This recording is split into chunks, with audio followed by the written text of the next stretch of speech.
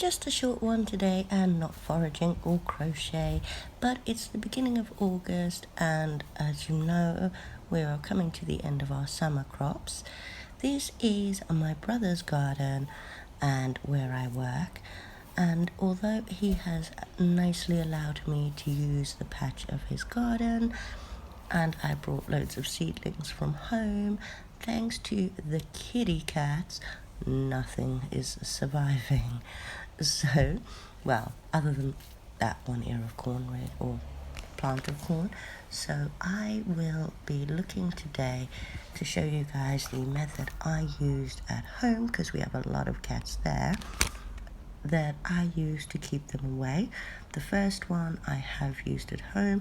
The second one involves this bramble, a little bit meaner, but needs must at the moment as we need to get our winter veg in. Now please excuse the sniffling. I am highly allergic to pollen, so my own worst enemy.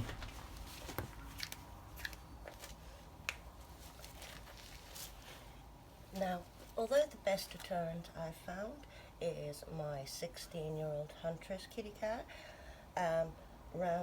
she doesn't live here, and although my brother does have a cat, he's a bit of a wimp and is scared of all the other cats, so we can't trust him to fight them off.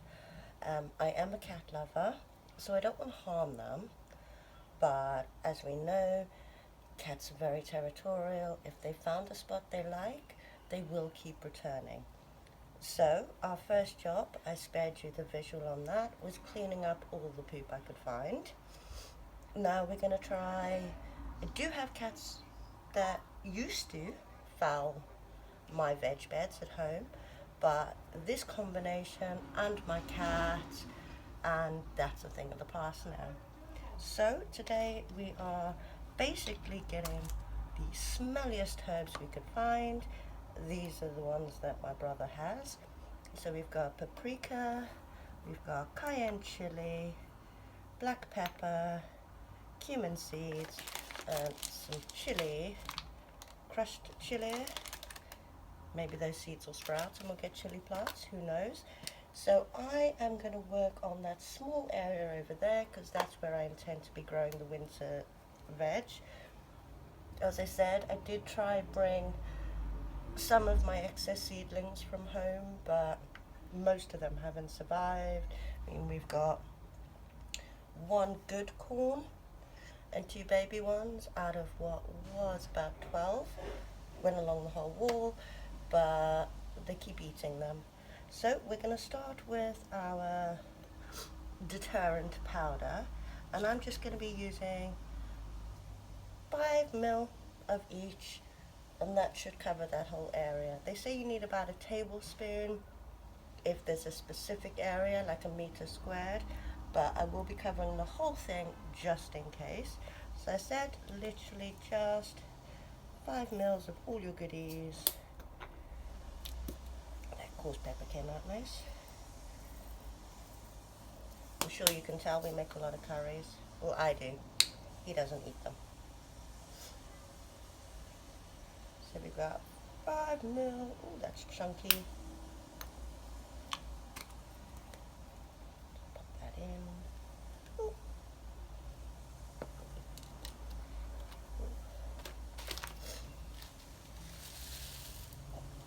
Oops. Bit too much of that. Oh well.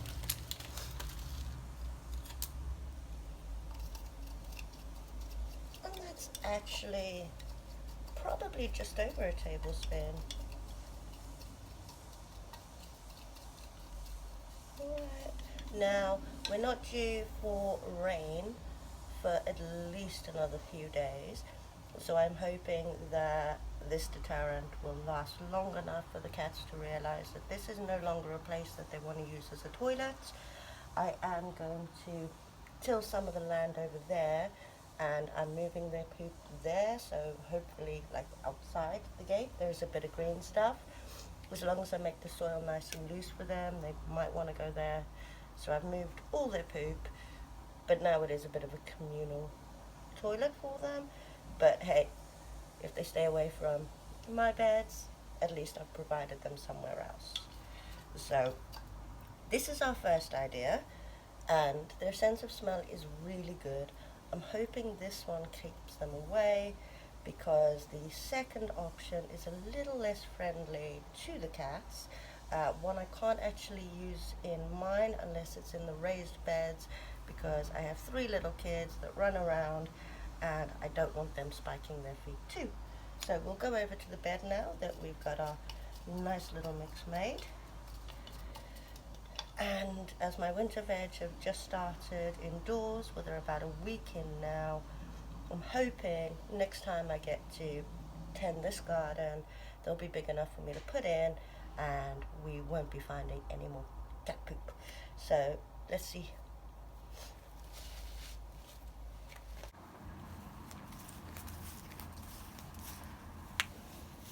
So I thoroughly watered the ground earlier, as watering it afterwards seems counterproductive because it will wash away all of, well, our deterrent powder. As you can well, you can't see really. I had a row of peas over there, I had carrots in the front, there was 14 corn along there. This was actually 8 tomato trees, bushes, plants, but the spraying and everything else, they've basically destroyed them. We seem to have some random bits still trying to pop up, but I don't expect them to live long. And one carrot seems to have survived. Now obviously I know this bed needs weeding, and should this experiment work, I'll get round to that. Otherwise I'm just going to have to find space at home, because we still have so many plants in. And if you've seen any of the Herbothecary garden videos, you know that we are very limited by space. So that is the area they seem to like the most. So that is where we are going to keep most of our powder. Now, as I said, I have gotten rid of all of their other poops, and I have moved them to a new public toilet. And I also want to get it in the front so they smell it before they actually get to their favorite area. Now you can till this into the soil a little bit if you want. As said, we're not expecting any rain, and because the ground is quite moist, I do expect that it will stay put. But if you want to, you can just give it a little mix in, but keep enough near the surface so that they smell it as soon as they head over. Ooh, I found a nettle. Oh well, I'll go use some of my balm. So the next thing, and this is the bit that is a little bit mean, but we're going to try it here in this small area and, you know, come at them from all sides. So that bramble, rather nasty bramble, I'm just going to cut little sections of that off and place that around my area. So this is just making it a less comfortable place for them to come. See, this bramble has popped up from nowhere, and we keep our berries in the back here. So this one was going to be pruned anyway. And I want to cover all 4 corners so there's no easy entrance. There are about 8, actually more than that. The lady down the end has 6 cats, so there's about 14 cats that come around here. And for some reason, apparently it's because the ground is looser, because we work it here and it's more like a litter tray for them, so they're happy to use it. But I am just going to place these all around here, and then in a week's time, when I finally get back to tend this, hopefully we won't be finding any more cat poop. As I said, it did work really, really well at mine.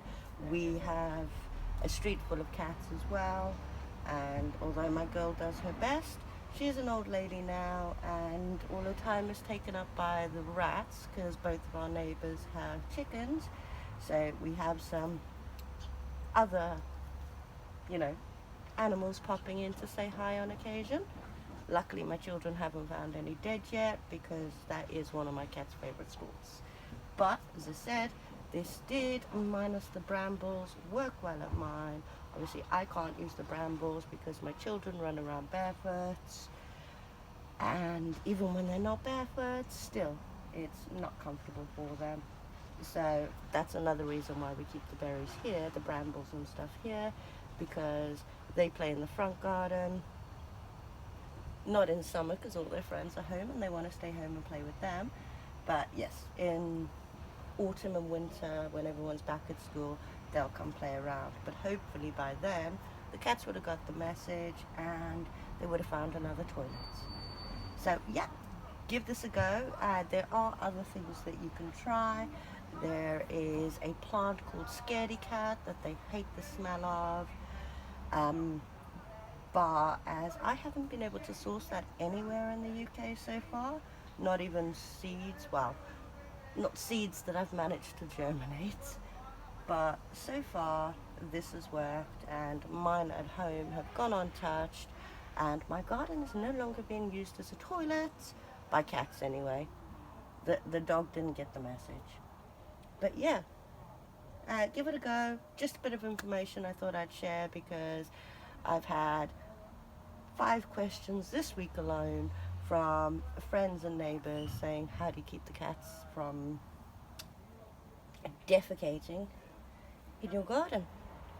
And yeah, cool. Hope you give it a go. Nice to see you guys again. Bye.